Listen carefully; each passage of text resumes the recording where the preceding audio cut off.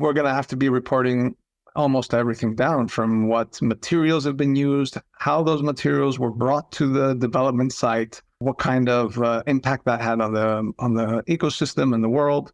So let's say that data set for ESG, we have to look at, organizing it and figuring out a nice way to portray it and show it to investors, because investors are looking at ESG a lot as well. They want to, put their money into things that are sustainable and investments that are forward-looking and green and whatnot. So answering that for every kind of aspect of data that can be collected is a huge ask, let's say. Other than ESG, though, we have building data, let's say. We can break it down into building data, and that comes down to usage metrics from electricity, water, internet, telephony, air, HVAC units.